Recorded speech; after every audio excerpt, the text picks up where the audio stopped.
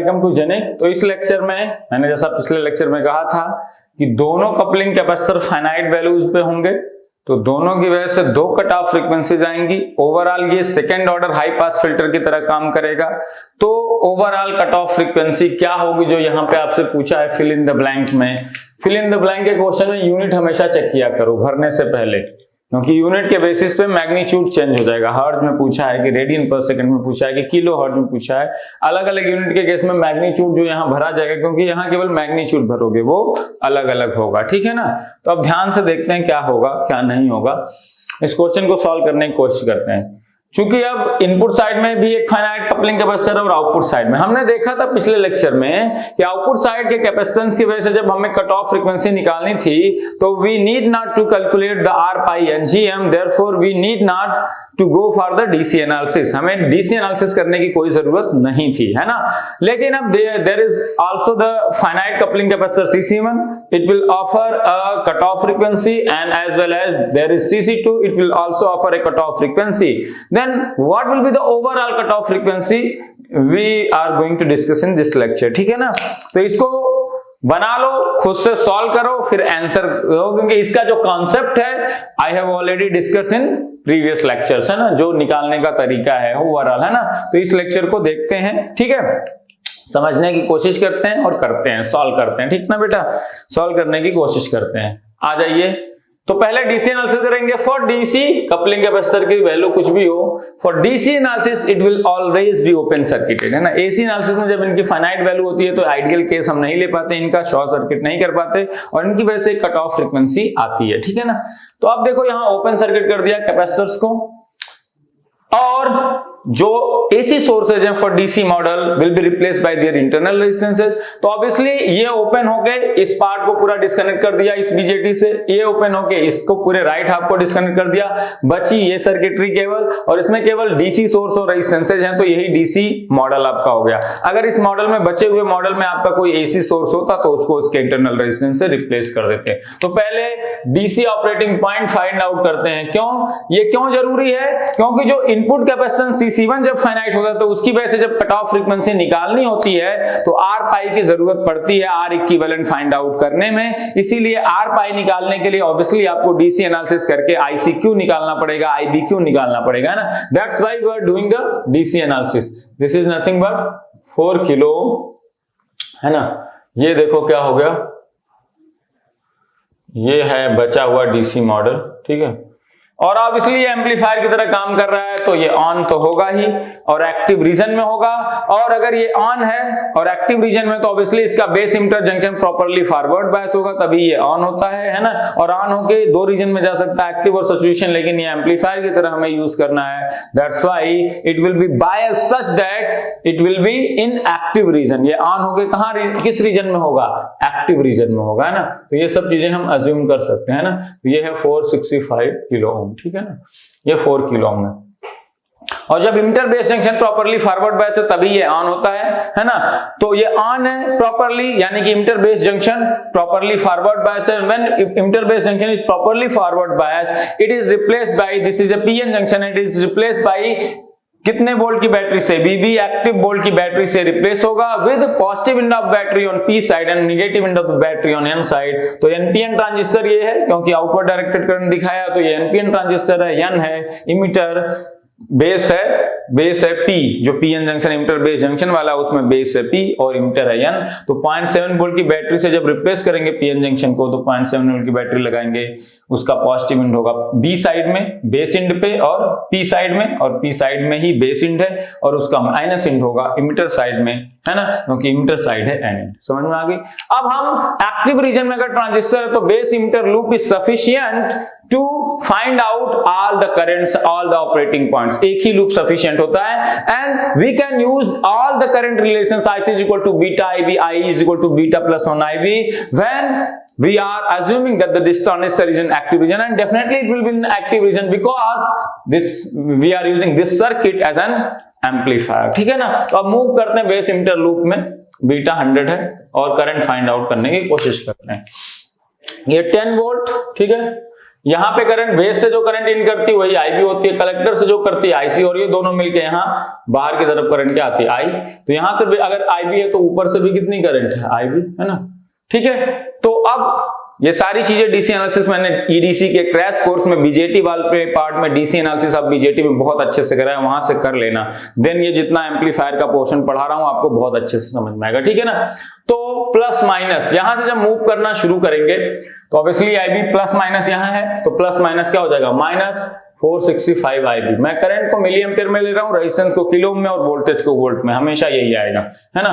Plus minus minus 0.7, फिर ground पे आ गए। यहां से IB कितना आ जाएगा बेटा 9.3 upon 465, that comes out to be 0.02 milli ampere, and this will give IC is equal to 2 milli ampere, and this will give I is equal to 2.02 milli ampere. और इन करंट्स के लिए VC की value निकालोगे, capital V of VC क्या होगा, ये collector terminal है इसका वोल्टेज VC, ये इमिटर टर्मिनल है इसका वोल्टेज VC माइनस VE क्या हो जाएगा VC comes out to be greater than 0.2 for these currents, मतलब VC 0.2 से ज्यादा आके बता देगा कि जो आपने माना था कि ये ट्रांजिस्टर एक्टिव रीजन में है वो करेक्ट है, ऑन होके किस रीजन में जा रहा है एक्टिव रीजन में, वो करेक्ट है। और ये सारी करंट्स की वैल्यू कहां किस रीजन में बता रहे हैं, ट्रांजिस्टर है एक्टिव रीजन में है ना। तो ट्रांजिस्टर एक्टिव रीजन में है और ये उसका ऑपरेटिंग पॉइंट है। ये सारे कैलकुलेशन सही हैं। IC is equal to beta IB आप इसीलिए यूज कर पाए क्योंकि एक्टिव रीजन माना था और आया भी एक्टिव रीजन, तो सब कुछ करेक्ट है। I is equal to beta plus 1 IB आप इसीलिए यूज कर पाए क्योंकि आपने कहा ये एक्टिव रीजन में है, और VC ग्रेटर देन 0.2 आके मोहर लगा दिया कि हाँ ये एक्टिव रीजन में है। अब हम निकाल लेते हैं R pi. What is R pi, beta VT upon क्या ICQ, and that comes out to be VT upon IBQ, and that comes out to be, हम वोल्टेज को हमेशा वोल्ट में लेते हैं, मैंने बताया था, करंट को हमेशा मिली एम्पियर में, तो जो आता है वो किलो ओम में आता है resistance, volt upon milli ampere is kilo ohm, क्या आएगा यहां से आ जाएगा 1.25 किलो, ठीक है। And GM comes out to be, GM की वैसे जरूरत पड़ेगी नहीं क्योंकि रेजिस्टेंसेस की जरूरत पड़ती है, GM की जरूरत क्या होगी, what will be GM will be nothing but GM will be क्या IC upon VT, and this comes out to be IC is nothing but 2 milli ampere और VT को वोल्ट में लेंगे तो 0.025, और यहां से आएगा, यहां से कितना आ जाएगा 80 मिली एम्पियर पर वोल्ट, है ना। अब इसको रब कर देते हैं, इक्विवेलेंट AC मॉडल बनाते हैं। इक्विवेलेंट AC मॉडल बना के पहले CC1 के क्रॉस निकालेंगे, नेट रेजिस्टेंस इक्विवेलेंट रेजिस्टेंस, वहां से उसका टाइम कांस्टेंट और उसकी वजह से कट ऑफ फ्रीक्वेंसी, फिर CC2 की वजह से निकालेंगे CC2 के क्रॉस नेट रेजिस्टेंस और वहां से उसका टाइम कांस्टेंट और उसकी वजह से कट ऑफ फ्रीक्वेंसी, फिर देखेंगे ओवरऑल कट ऑफ फ्रीक्वेंसी क्या होगी, वो मैंने आपको बताया था कैसे निकालते हैं ना। ये दोनों value 1.25 kilo ohm and 80 milli ampere पर वोल्ट है, ठीक है ना। मैं वैल्यू जैसा लेता हूं कैलकुलेशन थोड़ा आसान रहे, है ना मेरे लिए, बाकी है ये पर्पज इसको सिखाने का, कुछ चीजें सिखानी है तो पर्पज है सिखाने का, है ना। एग्जाम में वैल्यूज कुछ और भी हो सकती है, ठीक है ना। अब we are going to draw the AC model, तो पहले हम बेस इंटर कलेक्टर टर्मिनल का मॉडल ड्रॉ करेंगे। पिछले बहुत सारे क्वेश्चन पे हम ड्रॉ कर चुके हैं, है ना। तो सबसे पहले आप टर्मिनल्स इमिटर मार्क कर लो, कलेक्टर मार्क कर लो एंड बेस, है ना। अब ये कैपेसिटर को हम शॉर्ट नहीं कर सकते, फाइनाइट इनके वैल्यूज गिवन है कैपेसिटेंसेस की और किसी पर्टिकुलर फ्रीक्वेंसी पे ये फाइनाइट इंपीडेंस ऑफर करेंगे, तो कुछ इंपीडेंस ऑफर करेंगे, ना तो ओपन सर्किट है ना तो short circuit, as it is लगे हुए हैं। और डीसी सोर्सेज AC मॉडल के केस में will be replace by their internal resistances, तो 10 वोल्ट का डीसी सोर्स है उसका इंटरनल रेजिस्टेंस 0 होता है तो वो ग्राउंड से रिप्लेस हो गया, 0 रेजिस्टेंस मतलब ग्राउंड का रेजिस्टेंस 0। तो हम सबसे पहले इन तीनों टर्मिनल्स जो हैं किसके, बीजेटी के, उसका इक्विवेलेंट हाइब्रिड पाई मॉडल बनाएंगे, फिर बाकी चीजों को फीड कर देंगे, फिर वहां से निकालने की कोशिश करेंगे C1 CC1 और CC2 की वजह से कट ऑफ फ्रीक्वेंसी, ठीक है ना। तो ये होता है आपका R पाई और इसके क्रॉस जो वोल्टेज होता है वही हम मानते हैं V पाई। ये है आपका इमिटर, ये आपका क्या है कलेक्टर टर्मिनल, यहां से जो करंट जा रही है इसी को कहते हैं IC। एनपीएन के केस में IC और IB इन होती हैं और दोनों मिलके I के बराबर होती है ना, तो ये होता है GM V पाई डिपेंडेंट करंट सोर्स, है ना। तो ये हो गया बेस कलेक्टर और इमिटर टर्मिनल का equivalent hybrid pi model for NPN transistor, यही होता है, ठीक है ना। अब है ना एनपीएन ट्रांजिस्टर के लिए ही होता है, IB बेस से इन होता है, IC कलेक्टर से इन होता है और दोनों मिलके I की तरफ आएंगे, ठीक है ना। और PNP के लिए जस्ट इसका उल्टा ड्रॉ करते हैं, वो मैंने सिखा रखा है क्वेश्चन डिस्कशन के टाइम, है ना, जो पिछले प्रीवियस लेक्चर्स में हुए थे।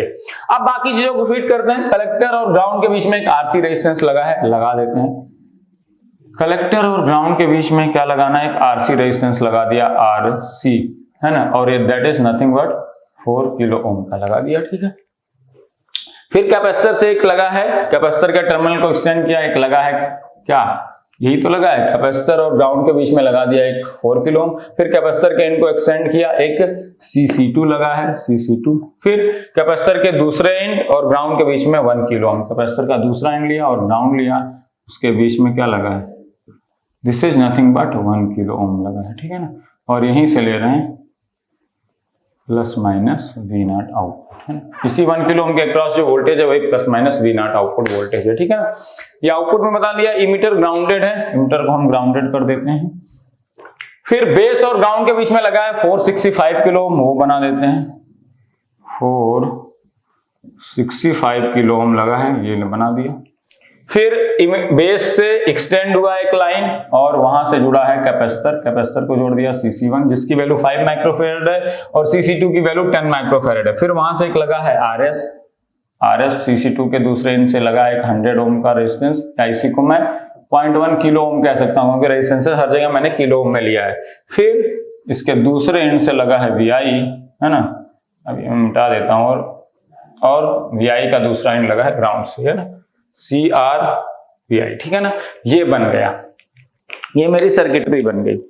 अब एक CC1 या CC2 किसी को मैंने शॉर्ट नहीं किया, दोनों इंटैक्ट हैं because both value of both the capacitances is given, that is finite value, and they will offer the finite impedances, therefore they will be intact in the AC model, simply, है ना। समझ में आ गई बात, ये होगा, ठीक है। तो अब देखते हैं इसको ध्यान से। सबसे पहले हम क्या निकालेंगे, कैपेसिटेंस की वैल्यू। तो अब इसको मैं रब कर देता हूं, जो आपने बनाया था, है ना, जो आपने बनाया था इसको मैं रब कर देता हूं सिंपली। और आप प्रैक्टिस कर लोगे तो ये मॉडल पूरा ड्रॉ करने की जरूरत नहीं पड़ेगी, आप दिमाग में कर सकते हो। मैं तो दिमाग में अब तक इसका आंसर निकाल के टिक करके आगे बढ़ चुका होता, ठीक है ना। अब देखो इसकी वजह से निकालना है कट ऑफ फ्रीक्वेंसी, पहले इसकी वजह से निकालेंगे, फिर इसकी वजह से, फिर देखेंगे उस दो कट ऑफ फ्रीक्वेंसी उसमें ओवरऑल कट ऑफ फ्रीक्वेंसी कौन सी होगी, 3 dB, क्योंकि दोनों की वजह से ये ओवरऑल हाई पास फिल्टर बन रहा है। तो ओवरऑल दोनों की वजह से ये second order high pass filter बनेगा और उसमें 2 कट ऑफ फ्रीक्वेंसी होंगी, उसमें से overall 3 dB cut off frequency होगी, है ना, उसी को 3 dB कट ऑफ फ्रीक्वेंसी कहते हैं, ठीक है। तो जब इसकी वजह से कट ऑफ फ्रीक्वेंसी निकालना है तो इसके दोनों टर्मिनल के क्रॉस नेट R इक्विवेलेंट मुझे निकालना है। इसके दोनों टर्मिनल के क्रॉस नेट रेजिस्टेंस अगर मुझे निकालना है तो सबसे पहले मैं इनपुट रेजिस्टेंस यहां से निकाल लूं RI डैश, है ना।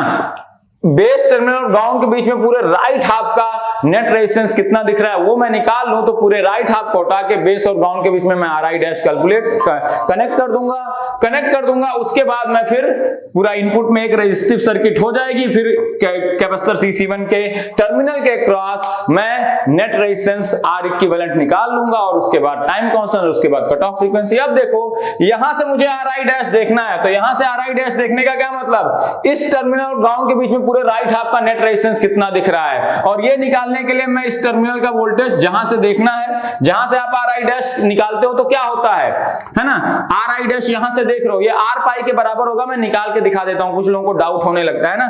RI डैश यहां से मुझे देखना है, इसका क्या मतलब, इस टर्मिनल और ग्राउंड के बीच में पूरे राइट हाफ का नेट रेजिस्टेंस कितना है, और ये निकालने के लिए हमें क्या करना होता है, जहां से आप देख रहे हो इसी टर्मिनल इसी नोड का वोल्टेज और इसी नोड का वोल्टेज और इस नोड से करंट कितनी जा रही है, इन्हीं दोनों का रेशियो होगा पूरे राइट हाफ का net input resistance between this terminal and ground. यही होता है इनपुट रेजिस्टेंस निकालने का, यही तरीका होता है कि जहां से इनपुट रेजिस्टेंस देख रहे हो उसके टॉप का नोड है, उस नोड और ग्राउंड के बीच में पूरे राइट हाफ का नेट इनपुट रेजिस्टेंस कितना दिख रहा है वो कैसे निकालेंगे, इसी नोड का वोल्टेज, ऑब्वियसली नोड का voltage with respect to ground होता है और उस नोड से जो करंट जा रही है R डैश IB, ठीक है ना। अब ध्यान से देखो यहां भी करंट IB ही जा रही है। अब देखो VB की वैल्यू क्या है, VB क्या है, इस नोड का voltage with respect to ground. अब देखो इस नोड का voltage with respect to ground और इसी नोड और ग्राउंड के बीच में लगा है R पाई, तो जो R पाई के क्रॉस वोल्टेज है वही क्या है, VB है। ये बात समझ में आई कि नहीं, कितनी बार निकाल लिया है। तो क्या है आपका इस नोड का voltage with respect to ground है VB, क्योंकि नोड का वोल्टेज हमेशा ग्राउंड, और इसी नोड और ग्राउंड के बीच में लगा है R पाई, तो जो रेजिस्टेंस R पाई के क्रॉस वोल्टेज है वही क्या है VB। तो VB को लिख लेते हैं। रेजिस्टेंस R पाई के क्रॉस वोल्टेज क्या होगा, करंट है IB, और रेजिस्टेंस है R पाई, तो रेजिस्टेंस R पाई के क्रॉस वोल्टेज होगा IB इंटू क्या R पाई अपान IB। कितना आएगा, तो हमेशा मैंने कहा था जब बेस टर्मिनल और ग्राउंड के बीच में पूरे राइट हाफ का नेट इनपुट रेजिस्टेंस देखोगे, चाहे कपलिंग कैपेसिटर यहां लगा हो चाहे ना लगा हो, कोई फर्क नहीं पड़ता। बहुत लोग इसी डाउट में रहे होंगे, यहां आप कपलिंग कैपेसिटर लगा है, आइडियली ये शॉर्ट होता है, तो क्या इनपुट रेजिस्टेंस पे फर्क पड़ जाएगा क्या? नहीं पड़ेगा मेरे दोस्तों, नहीं पड़ेगा। यहां CC2 हो चाहे ना हो, दोनों केसेस में इनपुट रेजिस्टेंस अगर मैं बेस से देखूंगा, बेस और ग्राउंड के बीच में पूरे राइट हाफ का नेट इनपुट रेजिस्टेंस हमेशा या तो R पाई दिखेगा अगर इमिटर और ग्राउंड के बीच में कोई भी रेजिस्टेंस ना कनेक्टेड है, और अगर इमिटर और ग्राउंड के बीच में RE रेजिस्टेंस कनेक्टेड है तो दिखेगा R pi plus beta plus RE। दो ही केस आते हैं कि बेस से इनपुट रेजिस्टेंस दो ही वैल्यूज देख सकता है, बेस टर्मिनल और ग्राउंड के बीच में नेट इनपुट रेजिस्टेंस पूरे राइट हाफ का R पाई दिखता है, R pi plus beta plus RE। अगर यहाँ RE लगा इमिटर और ग्राउंड के बीच में तो बीटा प्लस RE ऐड हो जाएगा, तो यहाँ R पाई ही आना था। तो RI डैश पूरे राइट हाफ का कितना दिखा बेस और ग्राउंड के बीच में, RI डैश जो कि R पाई के बराबर है। तो पूरे राइट हाफ को मैंने हटाया, सर्किट मैंने क्या बना ली, ध्यान से देखो, सर्किट मैंने बना ली RS, यहां कनेक्टेड है क्या, इसको मान लिया RB, और यहां कनेक्ट हो गया कितना, पूरे राइट हाफ को हटा के बेस और ग्राउंड के बीच में हमने क्या कनेक्ट कर दिया, यही तो ग्राउंड है और यही टर्मिनल क्या है बेस, बेस और ग्राउंड के बीच में RB है, और पूरे राइट हाफ का नेट इनपुट रेजिस्टेंस बेस और ग्राउंड के बीच में कितना दिखा R पाई, तो पूरे राइट हाफ को हटा के इतना कर दिया। अब इसकी इक्विवेलेंट सर्किट कितनी हो जाएगी, अगर इसको और ब्रेक करें तो ये हो जाएगी, ध्यान से देखो, ये हो जाएगी RS, ये कैपेसिटेंस है, और ये इक्विवेलेंट सर्किट हो जाएगी।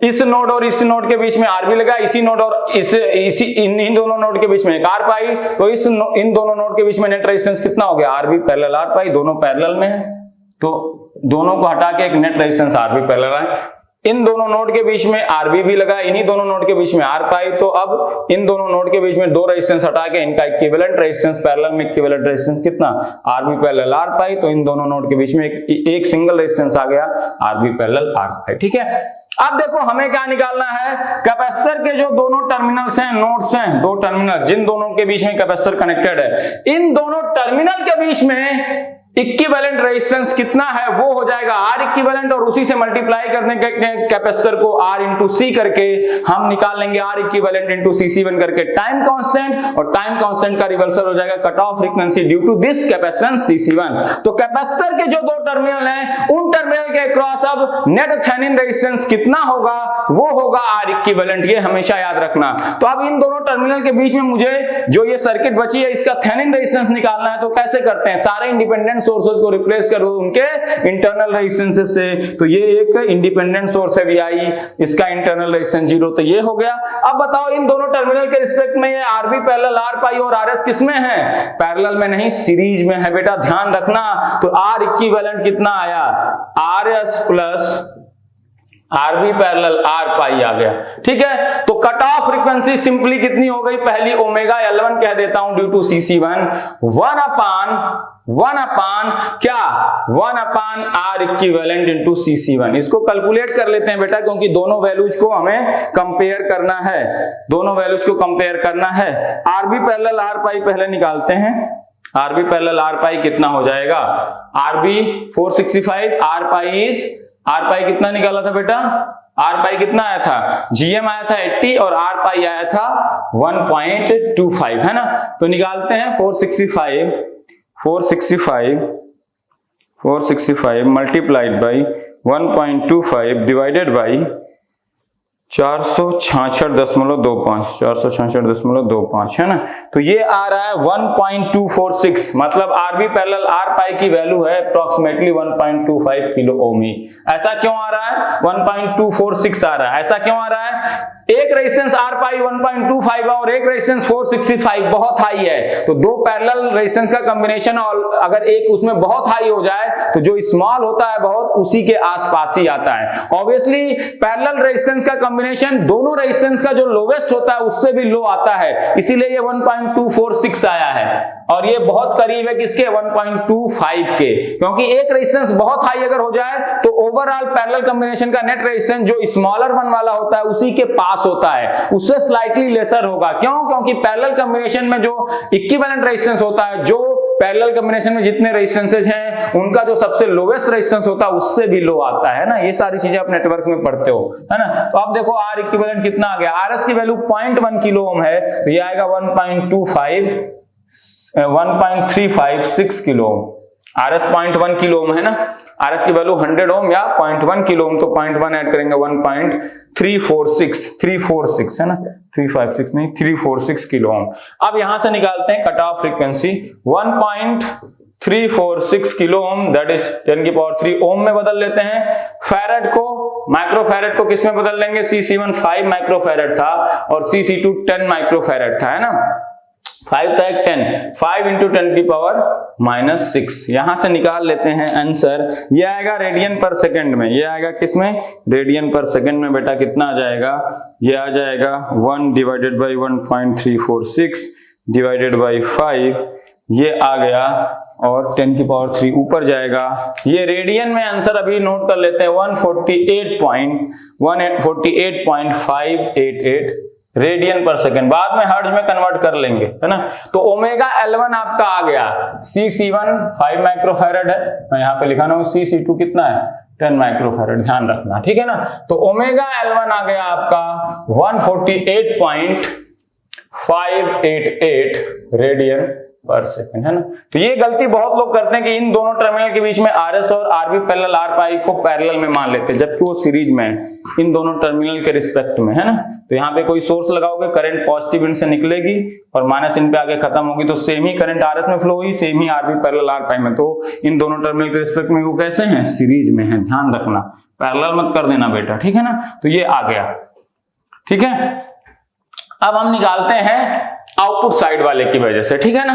तो अब देखो ध्यान से, पहले मैं आउटपुट साइड में Cc2 के क्रॉस क्या निकालना है, नेट इक्विवेलेंट रेजिस्टेंस Cc2 जिन दो टर्मिनल्स के बीच में लगा है उन दोनों टर्मिनल के क्रॉस अगर मैं R इक्विवेलेंट निकाल लूं तो R इक्विवेलेंट इनटू Cc2 से मुझे क्या आ जाएगा, टाइम कांस्टेंट आ जाएगा इस कैपेसिटर Cc2 का, और उसको 1 अपान कर दूंगा टाइम कांस्टेंट को, तो मुझे क्या मिल जाएगा, cut off frequency due to Cc2, है ना। तो उसके लिए मुझे क्या चाहिए, रेजिस्टेंस इसके क्रॉस चाहिए, तो मैं यहां से पहले R0 निकाल लूं। यहां से R0 निकालने का क्या मतलब, इस कलेक्टर टर्मिनल और ग्राउंड के बीच में पूरे लेफ्ट हाफ का इक्विवेलेंट थेवेनिन रेजिस्टेंस कितना अगर वो मैं निकाल लूं तो पूरे लेफ्ट हाफ को हटा के मैं इन दोनों टर्मिनल के बीच में उतना रेजिस्टेंस लगा दूंगा, फिर रेजिस्टिव सर्किट हो जाएगी, फिर मैं इक्विवेलेंट रेजिस्टेंस Cc2 के क्रॉस निकाल लूंगा और उसके बाद मेरा R इक्विवेलेंट आते ही टाइम कांस्टेंट और फिर कट ऑफ फ्रीक्वेंसी। तो मैंने बताया था अगर जहां GMV पाई जहां कनेक्टेड है वहां कलेक्टर टर्मिनल और ग्राउंड के बीच में, वहां से अगर मैं पूरे लेफ्ट हाफ का इक्विवेलेंट थेवेनिन रेजिस्टेंस देखता हूं जिसको मैं आउटपुट रेजिस्टेंस R0 बोलता हूं, जहां पे GMVY कनेक्टेड है, उस टर्मिनल और ग्राउंड के बीच में पूरे लेफ्ट हाफ का equivalent Thevenin resistance that is called as output resistance R0 infinity दिखता है, चाहे यहां इमिटर और ग्राउंड के बीच में RE लगा हो, चाहे इमिटर डायरेक्टली ग्राउंड से कनेक्टेड हो, दोनों केस में R0 क्या दिखता है, इन्फिनिटी। तो ये इन्फिनिटी हो गया, तो पूरे लेफ्ट हाफ को हटा के मैं इस टर्मिनल और ग्राउंड के बीच में पूरे लेफ्ट हाफ को हटा के थेवेनिन रेजिस्टेंस कितना कनेक्ट कर दूंगा, R0, क्योंकि R0 क्या रिप्रेजेंट कर रहा है, इस टर्मिनल कलेक्टर टर्मिनल और ग्राउंड के बीच में पूरे लेफ्ट हाफ का इक्विवेलेंट थेवेनिन रेजिस्टेंस। तो अब मैं आउटपुट साइड में इक्विवेलेंट सर्किटरी बनाता हूं, है ना। अब इसको मैं रब कर देता हूं इनपुट साइड की, है ना। तो पूरी नेटवर्क थियरी है बेटा, कुछ है नहीं इसमें, नेटवर्क इतना अच्छे से लगाओगे तो कलेक्टर टर्मिनल और ग्राउंड के बीच में मैंने एक लगा दिया, क्या, पूरे लेफ्ट हाफ को हटा के लगा दिया R0, फिर कलेक्टर टर्मिनल के आगे देखो फिर एक लगा हुआ है कलेक्टर टर्मिनल और ग्राउंड के बीच में क्या, RC लगा हुआ है, ठीक है। फिर यहां पे लगा हुआ है क्या, Cc2 लगा हुआ है, फिर यहां लगा हुआ है ग्राउंड और ये वाले और टर्मिनल और ग्राउंड के बीच में 1 किलो ओम लगा हुआ है, ये 4 किलो ओम है ना। ध्यान से देखो यही। अब मुझे क्या चाहिए, कलेक्टर टर्मिनल, कलेक्टर कह रहा हूं, जो कैपेसिटर के दोनों टर्मिनल्स हैं, कैपेसिटर को हटाओ, इसके दो टर्मिनल्स ये बन गए, इन दोनों टर्मिनल के बीच में इक्विवेलेंट रेजिस्टेंस कितना दिख रहा है इस रेजिस्टिव सर्किट का, जो अब मेरे पास आ गई है, वही हो जाएगा इस कैपेसिटर के क्रॉस इक्विवेलेंट रेजिस्टेंस, और उस इक्विवेलेंट रेजिस्टेंस से इस कैपेसिटर को मल्टीप्लाई कर दोगे तो इस कैपेसिटर का क्या आ जाएगा, टाइम कांस्टेंट, और टाइम कांस्टेंट आते ही 1 टाइम कांस्टेंट करते ही इस कैपेसिटर की वजह से क्या कट ऑफ फ्रीक्वेंसी होगी वो मुझे मिल जाएगी। अब देखो आर नॉट डैश तो इंफिनिटी है, तो इंफिनिटी है तो इसको इंफिनिटी से रिप्रेजेंट कर दो, ठीक है ना। अब बच गई ये सर्किट। अब देखो इन दोनों टर्मिनल, ये इंफिनिटी है, ये ओपन है, तो इसको हटा ही दो, कोई दिक्कत है क्या, ओपन को दिखाने की कोई जरूरत नहीं, ये बची। अब देखो इन दोनों टर्मिनल के बीच में आरसी, और ये किसमें कनेक्टेड है, सीरीज में, क्योंकि यहाँ कोई सोर्स लगाएंगे तो पॉजिटिव एंड से करंट निकलेगी और माइनस पे खत्म, दोनों में करंट सेम, मतलब दोनों रेजिस्टेंस क्या है, सीरीज में। तो आर इक्विवेलेंट डैश मैं इसको कहता हूं, C1 वाले को आर इक्विवेलेंट कहा था, वो क्या आ गए, आरसी प्लस 1 किलो ओम और आरसी 4 किलो में, that comes out to be 5 kilo ohm. तो टाइम कांस्टेंट टाउ डैश कितना आ गया CC2 का, R equivalent dash into C2, that comes out to be this value 5 into 10 to the power 3 kilo ohm को मैंने ओम में बदल दिया, टाइम कांस्टेंट को मैं सेकंड में निकालने जा रहा हूं, और 10 into 10 की पावर -6 फैरेड आ गया, ठीक है ना। तो omega L2 cut off frequency due to this coupling capacitor CC2 will come out to be 1 upon इस time constant tau dash, and ये रेडियन पर सेकंड में आएगा, है ना, 1 अपॉन टाइम कांस्टेंट करने पे जो फ्रीक्वेंसी आती है रेडियन पर सेकंड में, 5 इंटू देखो ये कितना आ गया, 10 की पावर 4 और ये 10 की पावर -6 है, तो 10 की पावर -2 बचा, 10 की पावर -2 जब ऊपर जाएगा 100 डिवाइडेड बाई 5, 100 डिवाइडेड 5 कितना आ जाएगा, 20 रेडियन पर सेकेंड। देखो दो कट ऑफ फ्रीक्वेंसी आ गई, ओमेगा L2 आ गया 100 क्या 20 कितना आ गया 20 रेडियन पर second. Angular cut off frequency निकाल ली, CC1 की वजह से कट ऑफ फ्रीक्वेंसी कितनी आई 148.588 रेडियन पर सेकेंड, और due to CC2 cut off frequency कितनी आई 20 रेडियन पर सेकेंड, है ना। तो अब दोनों फाइनाइट कैपेसिटेंसेस हैं, दोनों कैपेसिटेंसेस फाइनाइट हैं, इसकी वजह से भी CC1 की वजह से भी हाई पास फिल्टर वो बनता है, और CC2 की वजह से भी हाई पास फिल्टर बनता है, और दोनों एक्टिव हैं, दोनों फिल्टर की तरह बिहेव करा रहे हैं सिस्टम को। तो ओवरऑल ये क्या बन गया, second order high pass filter. CC1 की वजह से भी हाई पास फिल्टर और उसकी एक कट ऑफ फ्रीक्वेंसी, CC2 की वजह से भी हाई पास फिल्टर, उसकी भी एक कट ऑफ फ्रीक्वेंसी। तो सिस्टम को एज होल देखेंगे तो ये ओवरऑल एक second order high pass filter बन गया। कैपेसिटेंस CC1 की वजह से एक कट ऑफ फ्रीक्वेंसी आई उसमें, और CC2 की वजह से दूसरी कट ऑफ फ्रीक्वेंसी आई। तो ओवरऑल एक कैसा फिल्टर है, ओवरऑल ये second order high pass filter है, क्योंकि CC1 भी हाई पास फिल्टर की तरह इसको बिहेव करा रहा है और CC2 भी हाई पास फिल्टर की तरह। तो अब एक second order high pass filter ये बन गया due to overall CC1 and capacitances CC1 and CC2। तो ओवरऑल कट ऑफ फ्रीक्वेंसी कितनी होगी, CC1 और CC2 को मिला के ये ओवरऑल क्या बन गया, एक second order high pass filter, जिसमें दो कट ऑफ फ्रीक्वेंसी है, एक CC1 की वजह से एक CC2 की वजह से। तो अब इस overall second order high pass filter की overall lowest cut off frequency या लोअर कट ऑफ फ्रीक्वेंसी क्या होगी, overall lower cut off frequency, क्योंकि हाई पास फिल्टर की 3 dB कट ऑफ फ्रीक्वेंसी को लोअर कट ऑफ फ्रीक्वेंसी बोलते हैं, लो pass filter की 3 dB कट ऑफ फ्रीक्वेंसी को अपर बोलते हैं। तो overall lower cut off frequency क्या होगी, कैपेसिटेंस CC1 की वजह से लोअर कट ऑफ फ्रीक्वेंसी ये आई, कैपेसिटेंस CC2 की वजह से लोअर कट ऑफ फ्रीक्वेंसी ये आई। तो ओवरऑल कभी भी हाई पास फिल्टर में कई लोअर कट ऑफ फ्रीक्वेंसीज हों, अगर वो थर्ड ऑर्डर है तो 3 लोअर कट ऑफ फ्रीक्वेंसीज होंगी, फोर्थ ऑर्डर होगा तो 4 लोअर कट ऑफ फ्रीक्वेंसीज होंगी। तो overall lower cut off frequency omega L will be highest among the set. याद रखो हाई पास, अगर हाई पास फिल्टर है और उसमें कई कट ऑफ फ्रीक्वेंसी हैं तो high pass filter highest among the set. इसी तरह से लो पास फिल्टर की अगर कई कट ऑफ फ्रीक्वेंसी हैं तो low pass filter lowest among the set overall cut off frequency. तो इसमें ओमेगा L क्या हो जाएगा, हाईएस्ट अमंग द सेट, और highest among omega L1 and omega L2 दो कट ऑफ फ्रीक्वेंसी है, और ये क्या हो जाएगा ओमेगा L1 के बराबर। तो ओमेगा L कितना होगा 148.588 रेडियन पर सेकेंड, और इसको हर्ट्ज में भरना है तो FL कितना हो जाएगा, मैंने इसीलिए दोनों को हर्ट्ज में नहीं कन्वर्ट किया, ओमेगा एल में रहने देता हूं, ओवरऑल ओमेगा 1 आ जाएगा, उसको मैं हर्ट्ज में बदल लूंगा। मैं क्यों पहले इसको भी बदलूं हर्ट्ज में, इसको भी बदलूं हर्ट्ज में, दो बार क्यों कैलकुलेशन करूं, जब ओवरऑल ओमेगा एल आ जाएगा उसको मैं 2 पाई से डिवाइड करके ओवरऑल FL निकाल लूंगा, है ना। तो ये सब आपके दिमाग में होना चाहिए। 1 अपॉन टाइम कांस्टेंट से ये आ गया, 1 अपॉन टाइम कांस्टेंट से ओमेगा, तो overall 3 dB cut off frequency अगर रेडियन पर सेकंड में गए तो highest among the set omega L1 के बराबर आ गई। Overall 3 dB cut off frequency in radian पर सेकंड आपके पास आ गई, हाईएस्ट अमंग द सेट।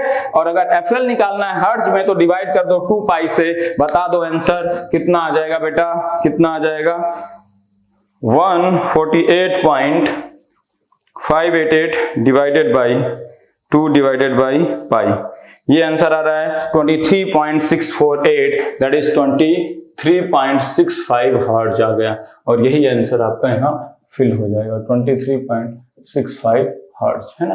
तो यही आंसर आप भर के चले आओगे, पूरे मार्क्स आपको मिल जाएंगे, ठीक है ना। तो अगर आप देखो आउटपुट साइड में जो कैपेसिटर CC2 है उसकी वजह से 3 dB कट ऑफ फ्रीक्वेंसी निकालने के लिए GM R पाई की किसी की भी जरूरत नहीं पड़ रही, क्योंकि GM V पाई वाले टर्मिनल से अगर आउटपुट रेजिस्टेंस देखो तो पूरे लेफ्ट हाफ सर्किट का नेट रेजिस्टेंस कितना दिखता है, इंफिनिटी। तो ये सर्किट किसी काम की नहीं, हटा दो इसको। इस सर्किट से हम इक्विवेलेंट रेजिस्टेंस निकालते हैं cross terminals of capacitor CC2, और जैसे वो आता है रेजिस्टेंस वैसे टाइम कांस्टेंट आता है, वैसे कट ऑफ फ्रीक्वेंसी। तो इसके आउटपुट कैपेसिटेंस CC2 की वजह से कट ऑफ फ्रीक्वेंसी निकालने के लिए R पाई GM की कभी जरूरत नहीं पड़ती, है ना। लेकिन यहाँ CC1 की वजह से भी कट ऑफ फ्रीक्वेंसी निकालनी थी, उसके लिए R पाई की जरूरत थी, इसीलिए DC एनालिसिस करनी पड़ी थी। और CC1 की वजह से निकालनी है तो पहले RI डैश निकालो, फिर पूरे राइट हाफ को हटा के RI डैश से रिप्लेस करो, फिर CC1 के क्रॉस नेट रेजिस्टेंस निकालो टर्मिनल के क्रॉस, और फिर निकाल लो। सिंपल है। अगर इनपुट और आउटपुट रेजिस्टेंस निकालने आता है, और डायरेक्टली इनपुट रेजिस्टेंस कैसे निकालते हैं मैंने आपको कुछ चीजें सिखा रखी, अगर उसका यूज करो सीधे सीधे बेटा आंसर आ जाएंगे। कुछ भी नहीं है इस क्वेश्चन में, R इक्विवेलेंट निकालना है कैपेसिटर के टर्मिनल के क्रॉस, बस, है ना। तो इतनी नेटवर्क थियरी अगर आपको आती होगी तो आप कर लोगे। ऐसा नहीं कि नेटवर्क थियरी बहुत टफ सब्जेक्ट है, बहुत इजी सब्जेक्ट है। अगर एनालॉग, अगर आपको नेटवर्क का इफिशिएंट एप्लीकेशन आता है, मैं वही करके आपको सिखा रहा हूं। मैंने मॉडल बनाना एक बार सिखा दिया तो एनालॉग का काम खत्म, उसके बाद तो नेटवर्क थियरी है। लेकिन नेटवर्क थियरी कितना इफिशिएंटली आप अप्लाई करते हो वो भी मुझे सिखाना पड़ेगा अगर एनालॉग को आपकी अच्छी करनी है, ठीक है ना। तो अब मिलेंगे नेक्स्ट लेक्चर में, मे बी गेट के क्वेश्चन के डिस्कशन के साथ। इसी कपलिंग कैपेसिटर की वजह से कट ऑफ फ्रीक्वेंसी निकालने वाले जो गेट के क्वेश्चन आए हैं उसको हो सकता है एक आध क्वेश्चन लेके हम डिस्कशन करेंगे। Okay, thank you very much.